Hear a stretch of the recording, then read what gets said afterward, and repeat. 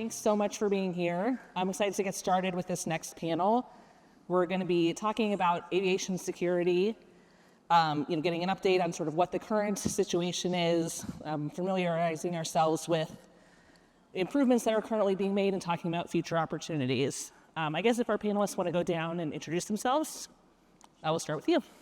Captain Mike Karn, American Airlines. I'm the Senior Manager for Flight Security with direct reports through the Flight Department and Corporate Security. Cassie, Rooney, Boeing Company. I am the 737 MAX Interiors Chief Engineer. I also sit on the 737 MAX Safety Review Board and the VCA Security Review Board. Good morning. My name is Scott Krueger, as in Freddie. I'm with the FAA. I'm a Senior Technical Advisor for Air Carrier Safety Assurance.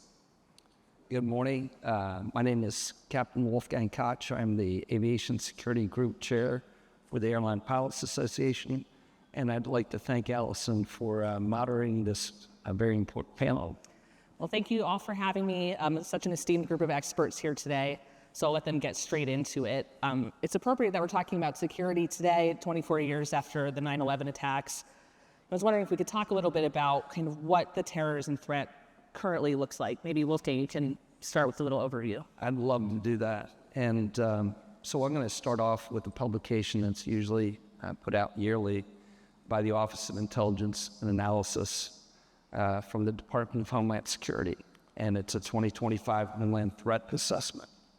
And this is what our government is stating to us, where the threats lie. And there should be no surprise here that aviation is mentioned, but I'll just ring through some of those topics that they do present in this. So the Al-Qaeda remains committed to striking the homeland. They have reinvigorated its outreach to Western audiences, and that's to no surprise with all the conflicts that are happening in the Middle East and around the world. December 2023, Al-Qaeda affiliate in Yemen released its first Inspire branded video and the first Inspire publication since 2021. Directly encouraged attacks against civil aviation and provided bomb-making instruction that would defeat our current aviation security systems. DHS is concerned about the possibility that foreign terrorist organizations inspired or enabled insiders with access to critical infrastructure may seek ways to exploit potential vulnerabilities. Insiders will aim to increase their knowledge of security procedures for attack plotting. This is where this whole concept of see something, say something is so important. It's the insider threat. The intelligence and analysis is concerned about adversary threats to the aviation and air cargo systems, specifically the potential use of the aviation domain to carry out terrorist plots and the potential use of the air cargo supply chain to ship concealed, dangerous, and potentially deadly items. I think we've seen a fair share of incendiaries that have been going off in the cargo industry that we should take note to. Domestic violent extremists and foreign terrorist organizations have considered using UAS, I state UAS, unmanned aerial systems, to conduct intelligence collection, to drop explosives and other items on U.S. critical infrastructure for disruption purposes, and to endanger takeoff and landings at airports. So we have a serious threat that the government is telling us is being targeted at our ecosystem that we're looking at here. Mike, in addition to the security threat, maybe you could talk a little bit about some of the impact to the economic systems and transportation systems that we've seen. Absolutely. So many of us remember where we were on 9/11, if you were around during that time, and you remember the shock of seeing these events occur. First off, we need to remember our family members that we've lost, our colleagues, our fellow citizens, and the drastic changes that occurred afterwards. The impact included our financial systems, the impacts to the airlines, and then look at the complete paradigm shift in how we approach security for airlines now. If you remember the pre-9/11 security protocols for screening passengers and what we were instructed to do in the flight deck, consider how drastically those have changed. One of the main things that also impacted the United States is the psychological effect. Remember post 9/11, the fear of flying. People were hesitant to go back up in the air. How many times we had to reassure them. If you were in the flight deck, the PAs that you made to tell people that they were safe. All these are part of the impact of aviation. So why aviation remains a specific target that is attractive, it is because of the ripples that are caused as a result of those attacks, and the financial impacts, psychological impacts, and the losses that could be created. We were talking about this a little bit backstage, but I wanted to ask you kind of what it's like in 24 years after the event, kind of working with new generations of crew members who were very young or perhaps not even born at the time of the attacks. It's one of the things that we have to do as the old souls in the flight deck is to continue to mentor. The FAA talks about mentoring for flight skills. Security skills are another element that we need to continue to mentor. We need to encourage our newer pilots that are coming on, to remember the modalities that were used to attack us on 9/11, but also be prepared for the next evolution. While 9/11 is important and we have mitigations in place for it, we need to be aware of what the next evolution is going to be. We need to have our imagination out. We need to have our eyes up. We need to have the ability to report, to be able, if we see something, say something. The British, I think, say it, sort it. If you see it, you report it, and then eventually the UK will sort through it. But for newer pilots, the encouragement is for the older pilots that are mentoring, encourage them to remember what 9/11 was about, the shock that created, because we're only one event away from the next shock that we're going to encounter, and we need to be prepared for that. You mentioned sort of the evolution of the threat. Wolfgang, can you talk about sort of how terrorism threats are evolving? You want to take one? How terrorism threats are evolving. Absolutely. One important note there is the fact that, threats are abound in the cabin of the aircraft today. And I just have a few numbers here where we're seeing in 2024, 2,100 unruly passenger events on board the aircraft. That in our business is a threat. We've seen attempted breaching of the flight deck by some of these individuals. And this really calls the attention to not just the terrorist threat that's out there, but we have the unruly passenger wanting to make their way into the controls of the aircraft. Another point for secondary barriers. As reported by the Transportation Security Operations Center, there's data out there that is showing in the 10 years past, 40 attempted breaches of the flight deck. So we have a problem there. And we also have 150 actual threats with level 3 engagement of the cabin crew and threats on board the aircraft. So from UAS to insider threat to the disruptive passenger, it's evolving. Well, we're going to get to unruly passengers in a moment, but I was wondering about cybersecurity, if that's kind of on the horizon as a major concern. Absolutely. We are very concerned about the systems nowadays being placed on aircraft that are ever increasing in technology that have a cyber component, the ones and zeros, and the connectivity to the world. So when these aircraft are communicating either via VHF or SATCOM systems, they're transmitting ones and zeros, and there are vulnerabilities that can come into the aircraft. So we are addressing that on an aviation rulemaking committee that the FAA stood up. But more importantly, it's not just now the aircraft that's being attacked, but we've seen throughout the past few months, airlines, their reservation systems, everything from the crucial operating communication systems to the aircraft from the airline are going down, and that through the hackers that are out there. Can I address just 2 items on that? For one of the key issues that we're looking at also is insider threat. And in the past, insider threat, you would be able to connect the dots because of interaction with people. Well, now an individual can either become radicalized or influenced simply by being on the internet by themselves. And so the insider doesn't necessarily have to be radicalized and then come to the employment. That can occur while they're in employment, and it can occur in an isolated space. Second thing, cybersecurity is important because remember, there was an OPM hack a while ago that a lot of data was taken, and that manifested itself with some questions when traveling to foreign countries. What do they already know about military backgrounds and other issues with some of our pilots that are traveling there? And now, in order to be an insider threat, you don't necessarily have to be present when you talk about cybersecurity. You can be outside of the system, being able to hack within it. So the methods of attack upon the airlines, upon our infrastructure, not only include an individual physically present, but someone outside that can gather that information. And once they have that information, it can affect our crew members, our passengers. They can gather financial information as well. There's a completely different group within the airlines that deals with fraud as well. So the different attack modes, the different capabilities have really continued to evolve. And that's why we get to that vigilance point, where you want to be watching what's happening with your fellow employees. You want to understand if there's a behavioral change. You want to be able to report that and address that.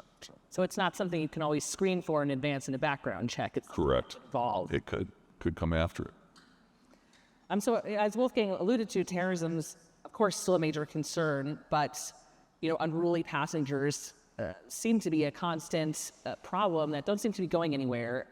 Scott, I was hoping you could give us some insight into how that's going. I certainly can do that.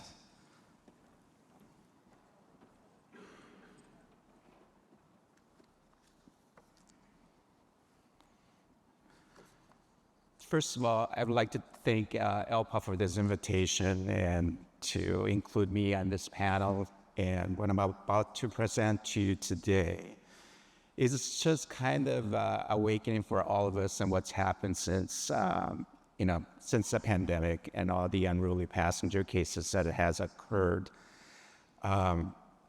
Previous to my current role, I was a program manager for the SEEP team, which was I had 18 inspectors on my team, and that's all we did for 2 years, was incorporate and investigate all these unruly passengers. So anything that came across the walk, we received it. And we were assisting the different CMOs with all the cases that came through across our desk. So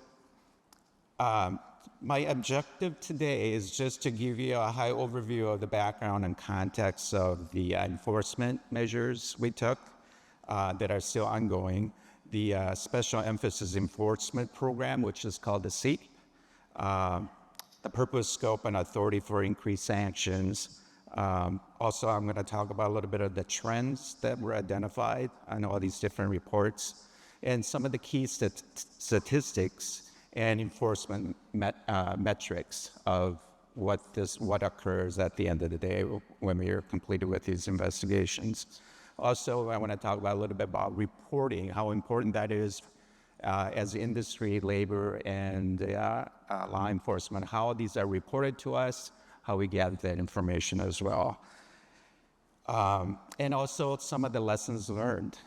This has just been unprecedented cases in the airline history, and there was a lot of lessons learned and what we're currently doing about it. So, and then I'll cover some of the summary and the key takeaways and ongoing enforcement priorities. All right.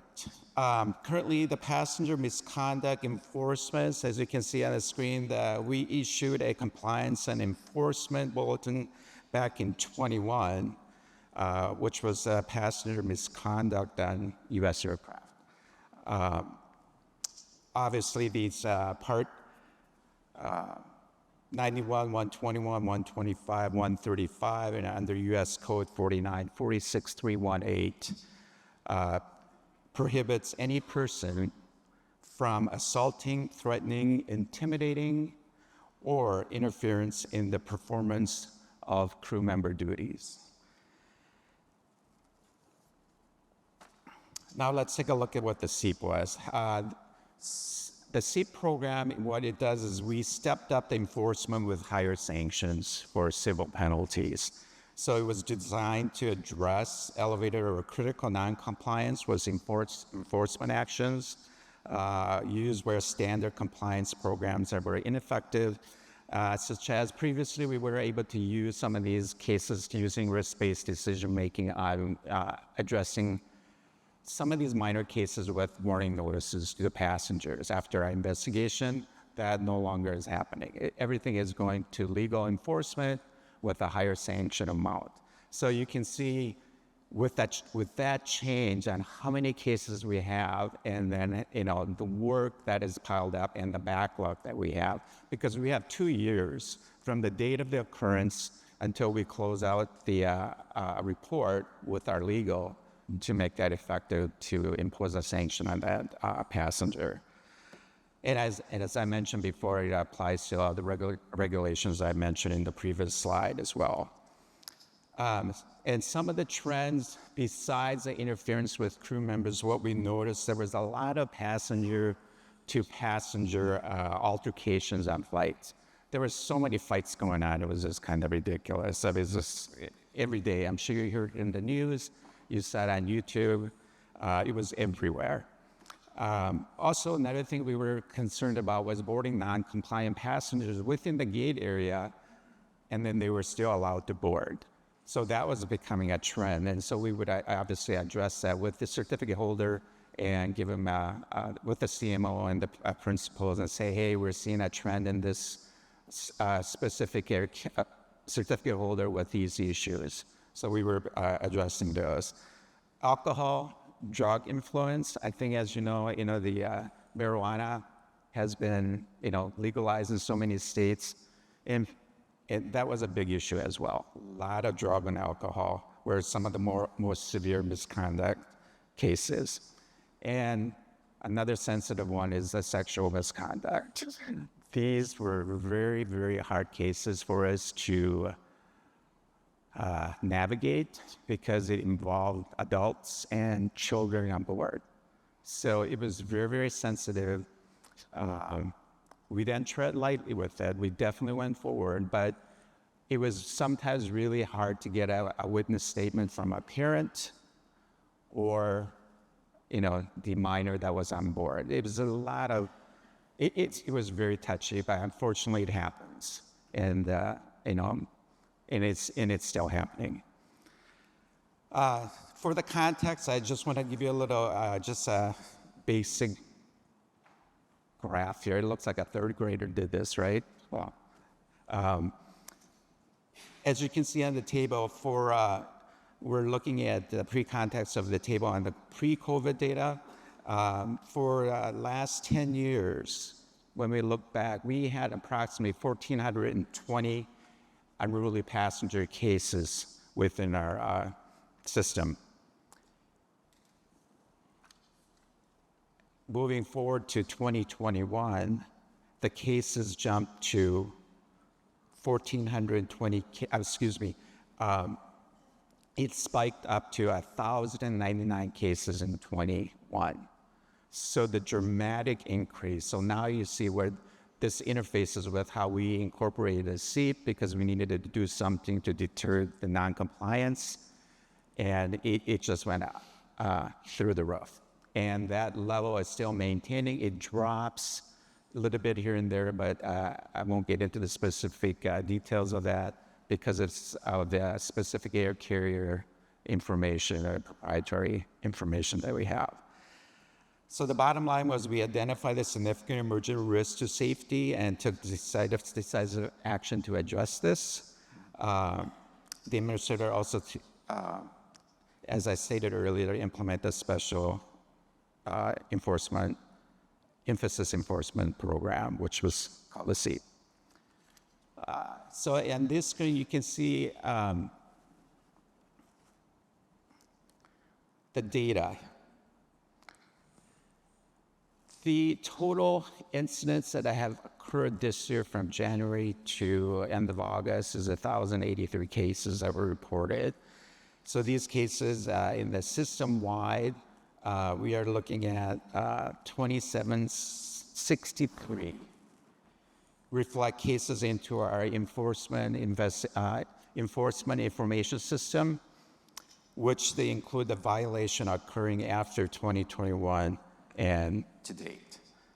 These cases reflect our legal department has sent initial legal document advising the alleged violator of the facts, regulatory violation, and proposed civil penalties.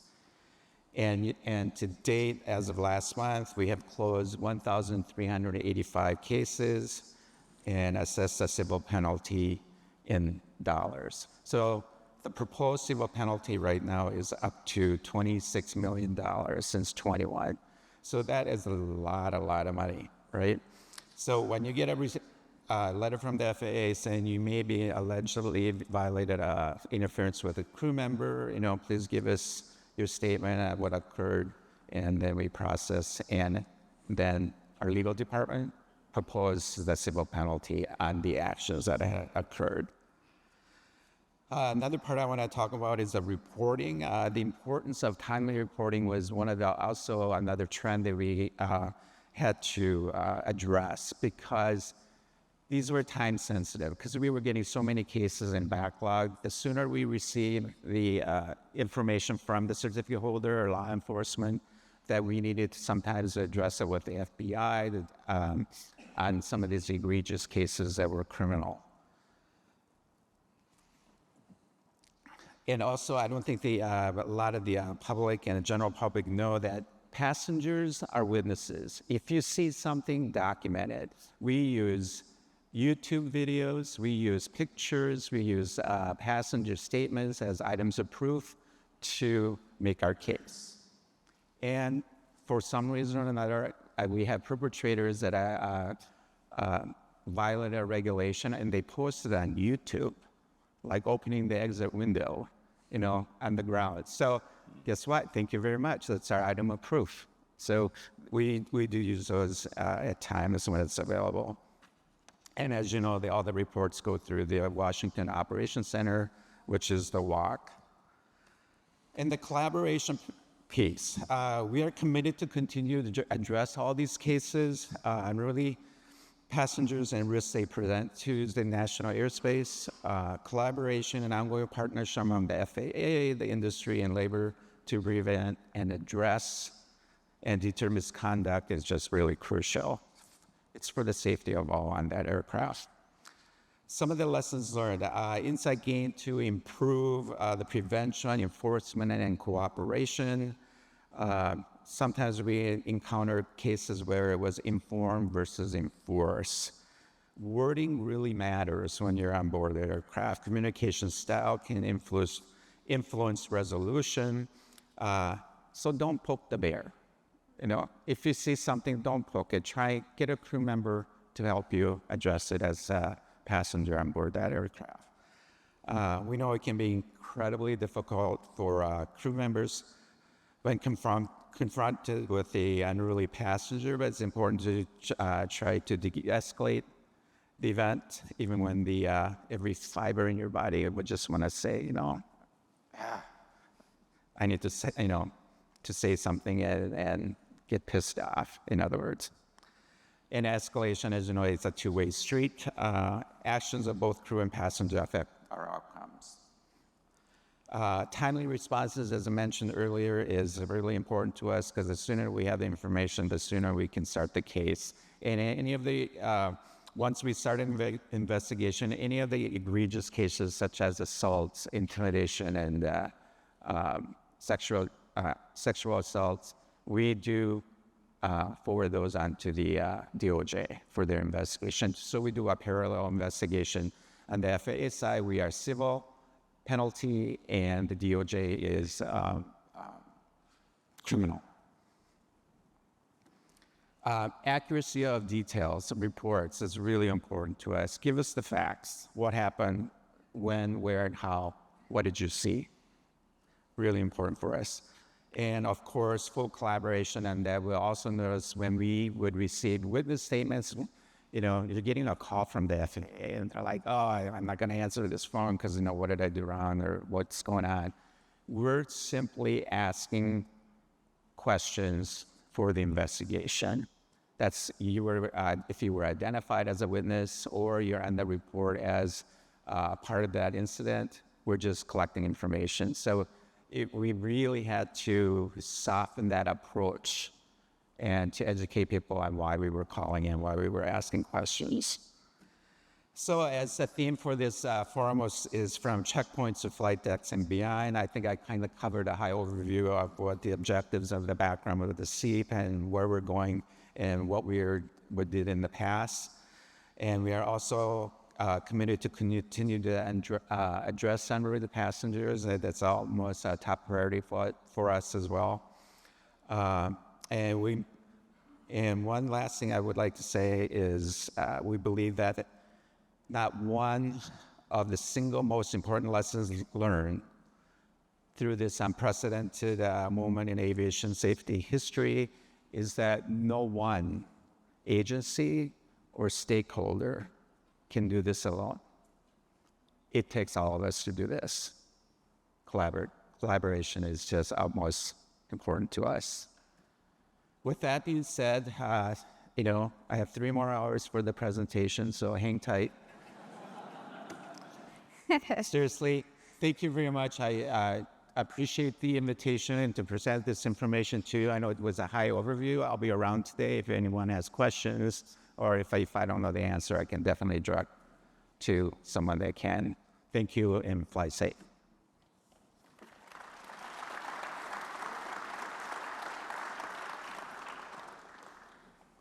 Well, Scott, thanks so much for the presentation. Super informative. The $26 million in civil penalties really stood out to me. Do people actually end up paying that, offenders? Yes, so there's a process with legal. Since it's a civil penalty, they can ask for a hearing with the attorneys, or they can go to trial. So it depends on the allegation and the violation violated. And we started hearing a lot more about this during the pandemic when tensions were really high in the aircraft, mask mandates were in place. But it looks like from your data, the numbers are still pretty elevated, even 5 years on. Do you have any theories about what's going on? I always warn my husband, don't get in a fight and land us on TikTok before we fly. But I guess not everyone. Yeah, I don't know if it's political, if it's, whatever it is. I think it all started with the mask mandate. That's when it really escalated. And the trend is still up there, and I think the more information sharing we do with the public on, it's going to cost you, it's $4,000 if you smoke on an aircraft, no ifs, ands, or buts. You did it, you're going to pay. So what's really interesting is I did some research with our legal on regarding how do we pay for this if I get it? Well, we're the federal government, right? You can go online, pay by credit card, you can make payment plans, or we send you to the IRS. Simple as that. For the pilots on the panel, I'm curious how you handle these incidents, if you've seen any, or sort of what are the best practices for coordinating with cabin crew and kind of getting things under control when someone is kind of spiraling like that? I think one of the key items is to understand from the flight deck exactly what's happening in the cabin, and that requires specific communications from the cabin to the flight deck. Who's the victim? Who's the suspect? Do you have witnesses? Is there any photographic evidence? Because the key element's going to be is if this is something that law enforcement has to deal with when you land, you want that prepared as you land to hand over to them to be able to prosecute. And as Scott was talking about, you have the possibility of either a civil penalty, a criminal penalty, and also company sanctions, depending upon what the event is. So what we learned this week already is that if there's a disruption on board by a passenger and it takes us from our normal operating of the aircraft duties, they are interfering with flight crew at that point. And so what's really important for our group to understand is that we really need to reflect on what is going on and why we're being taken out of that routine, and then document it for the prosecution of those people. so that we can tell the story why our routine was broken when somebody in the cabin was becoming unruly. So they're, if we're just preparing to fly across the Atlantic, we're busy getting our clearances and everything else. Now, if we have somebody disrupting us or our communication to the air traffic controllers, that's a story we need to tell and document for the correct prosecution. Wolfgang brings up a good point, because that was at one of your other conferences that we heard that from some of the prosecuting attorneys, is interference with flight crew duties is an enhancer to the charge. So that's important that that's reported as to exactly what the crew duties were that were interfered with. It's an excellent point. I mean, do you feel the industry is doing enough to provide training or preparation for crew to handle these events? Are we still having to duct tape people to seats? So we kind of moved past that. Yeah. Oh, now you give it to me. Okay. Yeah. So I think there's several things that are preparing crew members. There's de-escalation training. There's behavioral analysis. So the behavior analysis helps you understand, am I dealing with a good person that's having a bad day or a bad person that's acting badly? If it's a good person having a bad day, de-escalation will help you. If it's a bad person that's acting badly, you have crew member self-defense involved. Key to that component for crew member self-defense is also, as people are boarding, you identify your able-bodied persons that will help you or assist you. That's a challenge today, because you don't know if you're going to get someone that's going to hop in and help you or just simply video you. So this is where it's also important for crew members, if you're deadheading or commuting, to identify yourself, because you're technically one of those individuals that we're going to count on to actually jump in and help. I wanted to move on to talk about sort of work that's being done to address some of these threats, and in particular looking at secondary barriers. Work on secondary barriers started just after 9/11, but still seems to be kind of a work in progress. So yeah, could you guys talk about why secondary barriers are important, sort of what vulnerabilities they're addressing? Approximately 22 years ago, we collaborated with air marshals to demonstrate that the flight deck door could be breached in 3 seconds. We produced a video to show that. And what we were attempting to do was alert crew members that any type of indifference or any type of distraction while the flight deck door opened could be immediately seen as an opportunity for people to breach that flight deck door. So that was the first step for us, was to identify that there is a vulnerability there, and that vigilance and observing the cabin is important anytime that flight deck door is open. Secondary barrier is an excellent tool for that. It provides us something that's installed on the aircraft. Some other airlines utilize temporary barriers on there, but the secondary barrier is a wonderful tool for that. But in and of itself, we can't just rely upon a barrier. We still have to maintain that vigilance. We still have to have somebody observing the cabin so that you are in front of an attack. You're not behind an attack. You see it as soon as it's occurring. We need to have people that are controlling the door so that as soon as you're alerted to the threat, you can close the door. These are all important elements that complement the secondary barrier to make it above and beyond what it was produced to do, but it's an excellent tool.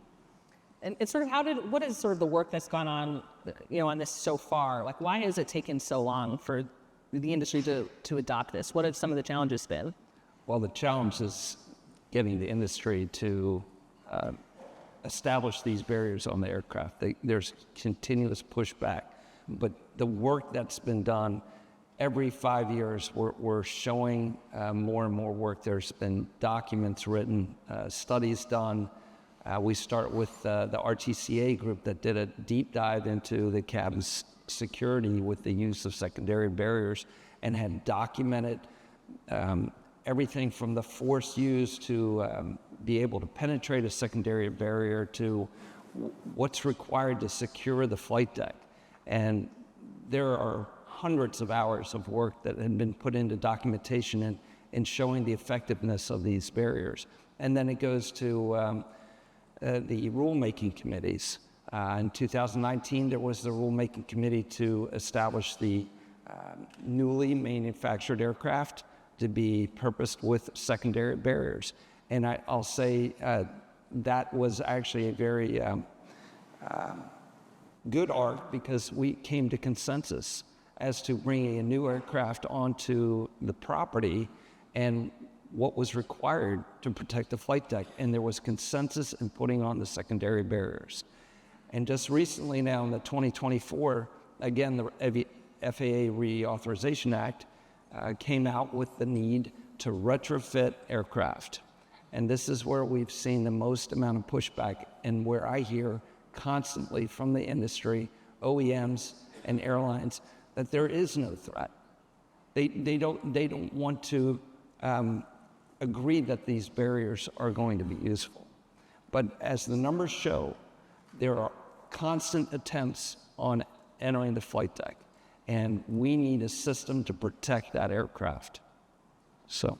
And there's a, yeah.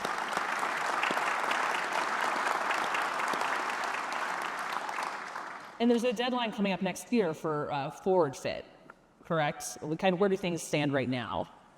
As we've seen, the FAA has given them a year of grace now again on putting that deadline. So it's a moving timeline that they continually go after so that they can replace all those older aircraft with just newer ones that would be primary for the flight deck secondary barrier. But yet there are so many aircraft that are of the older nature that need those barriers.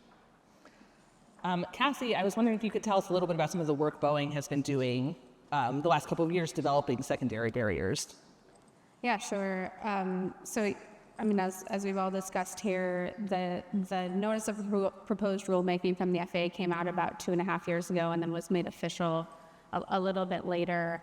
Boeing has been in space for a long time. It's not the first time that we've evaluated putting a secondary barrier on an airplane, but it is definitely the farthest we've come along, and they're now being installed and delivered with secondary barriers. I would say that the process for us really looks like a lot of engagement. So one of the first things that we did was partner with all of our US-based customers to assess what are the procedures that are done today so that we can understand that a little bit more. As you're introducing any new products into an operator's training plan and all those things, trying to understand where they're coming from helps from a design perspective to enable seamless integration, if you will. So that was really the goal. We also wanted to understand how often it's used, what access is required. The Boeing company does not operate airplanes, so we were looking to our operators to really tell us what was important to them so that once the secondary barrier was out and flying, that it can be used easily. So lots of things like one-handed operation, how many people needed to be behind the vestibule at any given time, would people need to be in front of it observing or behind the door observing.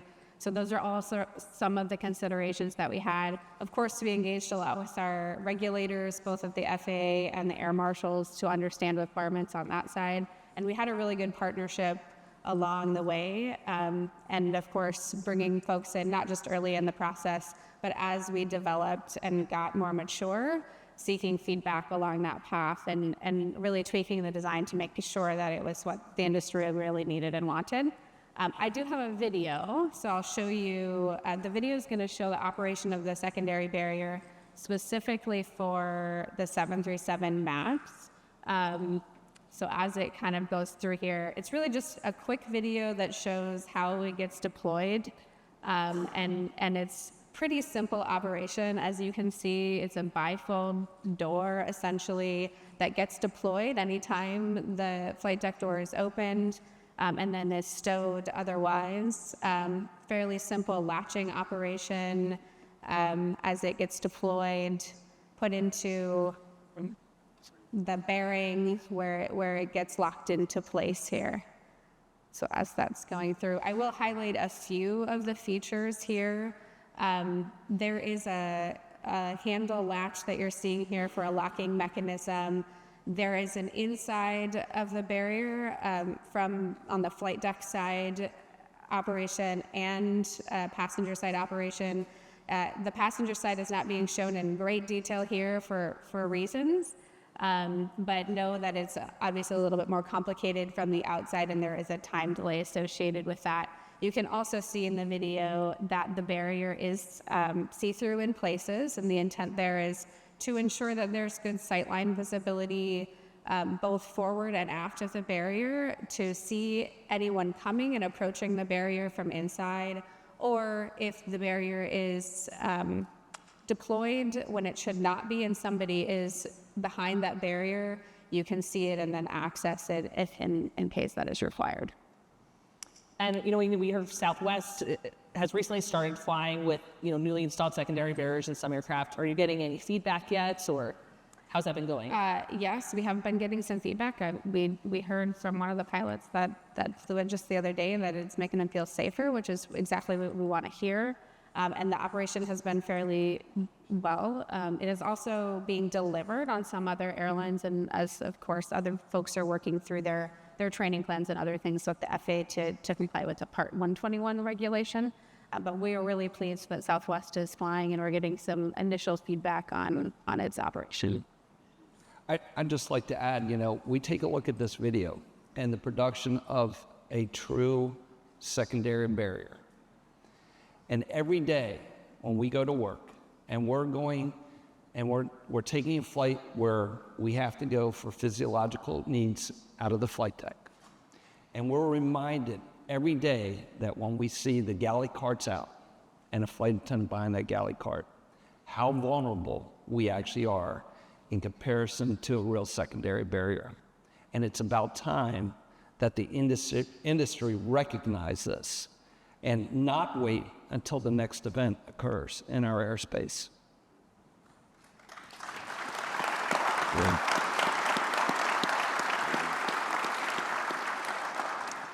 And what kind of improvements do we still need to see on the cargo side? Is there more work to be done there?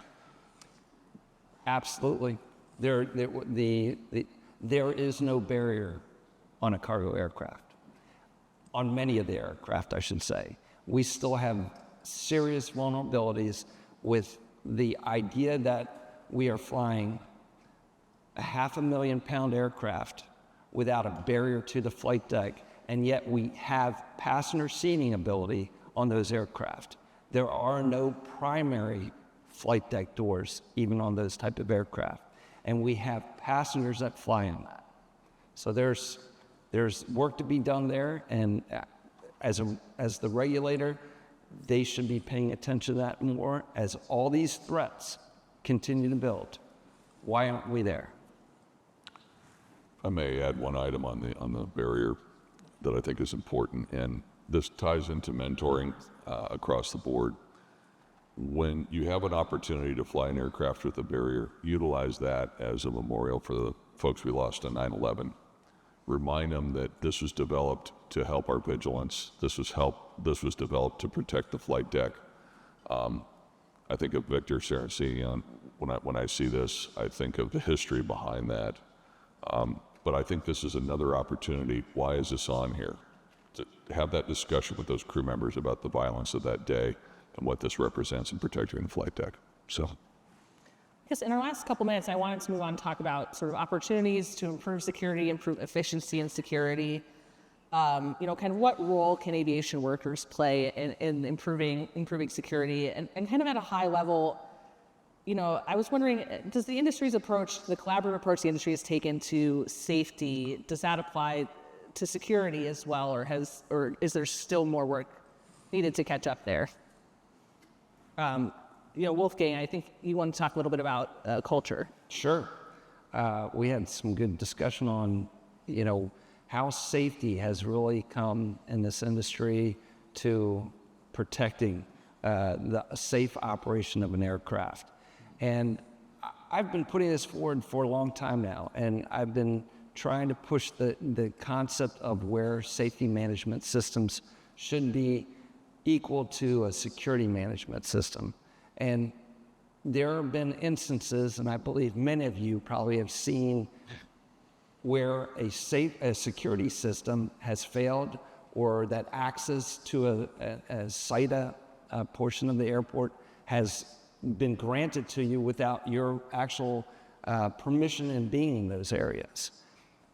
The TSA is a regulatory body that has not embraced an SMS type culture, and there's work to be done there. We have put the concept on their desk, and it remains there today, but they see no movement, or we've seen no movement in them wanting to address the fact that there are deficiencies in security systems, and we see them.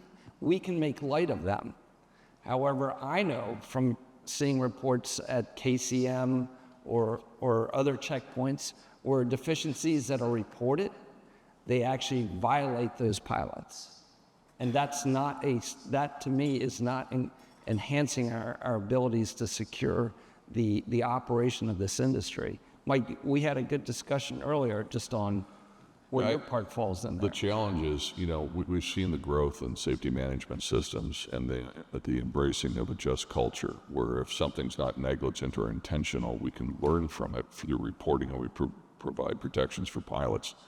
That application, I think, needs to be applied to security as well. And security management systems aren't as mature as what you've seen in the safety programs, because they're just now, at many airlines, just being started.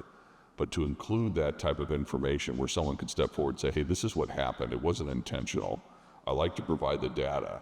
We get that data, we make the mitigations, just like what we do throughout the safety world, and apply that to security. Think of the evolutions that we can have in security for that. Think of how handicapped the FAA and our associations would be if we didn't have the FOCA-LOSA data, if we didn't have the ASAP program to be able to identify these things before they became tragic incidents. So I agree with you on that, Wolfgang. That's something that needs to be embraced going forward on the security side, definitely. And Scott, I mean, anything more that can be done sort of on the airline reporting side?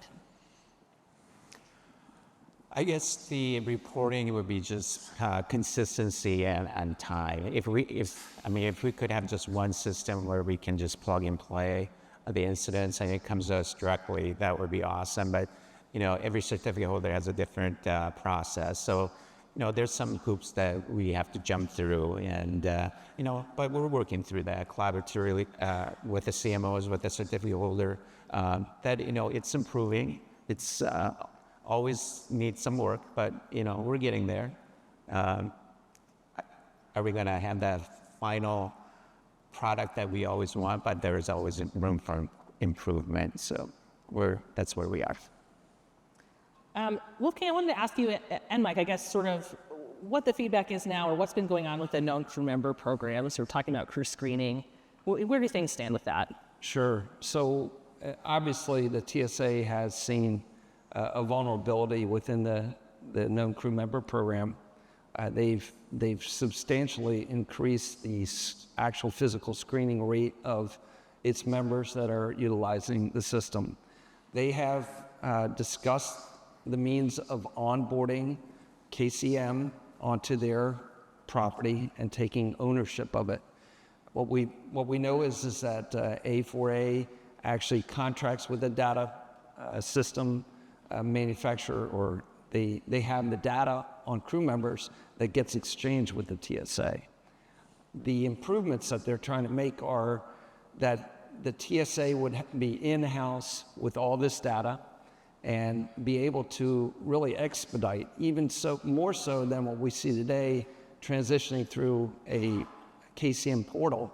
But they want to get into the use of biometrics such that you are recognized like your phone recognizes you, and it would give you a green light or a yellow light for secondary screening means.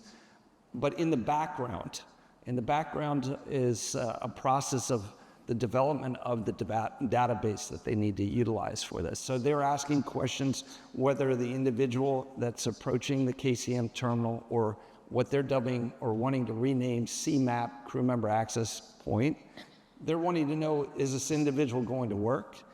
Are they going on a personal flight internationally? Are they going on a domestic flight? Do they... So there are various tags in the back on this database that need to be developed. And this is going into what the TSA wants to collect, and also pull the biometric piece from your passport. It's a customs border protection database on your biometric face that would be recognized to allow you through the screening process. All this is apparently been put on hold. I think there's the government RIF program maybe at the TSA with a reduction in workforce. And the programs there are right now sidelined. But I know that Mike, you probably have a little more insight into the back end of the database issue that's also becoming an issue. One of the challenges that we've seen, and we work with our IT department, is that the master crew list from the different airlines and getting that master crew list information into a central format that can be interpreted by TSA for the purposes of using for CMAP. Wolfgang mentioned that they're going to be pulling Customs Border Patrol information for your picture, so it'll no longer be your crew ID, it'll be your passport photo that they'll be utilizing. But one of the significant challenges was that master crew list and being able to consolidate that down to a single format. So like we do today with known crew member, how we're pinging a database to pull up your picture from the different airlines, it's going to have to be readable by TSA, and that's the challenge that they've run into. That's what we've heard from our back end of our IT department. So. Well, I think we have time for a couple minutes of audience questions. If anyone has anything you want to ask the panelists, I think you can go up to these microphones in the aisles. Can we turn off microphone 2? I think that's going. Hey, this question's for Cassie. I'm a captain with your hometown airline out there in Seattle. 2018, FAA re-off bill mandated secondary barriers. Boeing's been ahead of the curve, long before that. It was estimated a cost factor of $12,000 to $15,000 for the secondary barrier, a little bit more for a retrofit. Where are we at cost-wise, and why is it viewed cost prohibitive? Any idea, since you're the interior expert at Boeing? Sure. Well, I can tell you that it's definitely higher than 12,000. Much higher for the entry. I think I'll maybe address the retrofit piece of it. I think it's partially there are just so many airplanes out there, and some of them do require changes to their other configurations. So there's not necessarily a drop-in replacement. So developing it for production, we've got one model or maybe a couple of models that we're dealing with, and we can configure an airplane to be able to consume the barrier right at the start, especially on, let's say, a single aisle where the front space is very small. When you're talking about an entire fleet of airplanes and thinking about retrofitting all of those, there's going to be different structural requirements and integration. It has to be able to accept the barrier and be able to hold that the load that the barrier needs to consume. So really, it's about the structural updates that are required to consume the barrier, and then in some cases, adding different monuments and changing where your seats are located and all those types of things they're pretty costly from an airline perspective, and of course all of the compliance background that's required to get there. So I think from a retrofit perspective, that's the constraint that we're under, and all of the airlines, especially if you're operating, 10 different minor models, if you will, or 10 different models, it's going to be a fairly complex retrofit program. So back to the question, what are we looking at cost? Do we have an idea? I think for production, this is gauging. I would say we were probably sitting around 40 to 60,000. Retrofit probably more in the 100. Okay. And last statement, I guess. Boeing's the leader, right, in manufacturing design of commercial aircraft for both passenger and cargo. It'd be amazing if it wasn't an option for the purchasers, right? It was just standard equipment on a Boeing, so we're leading the way in safety and security. I hear you.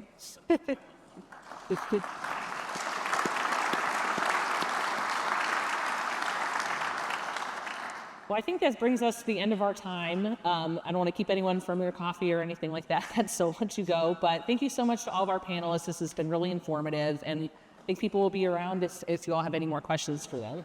Thank you for the invite, and thank you to ALPA. Thank you, Alison.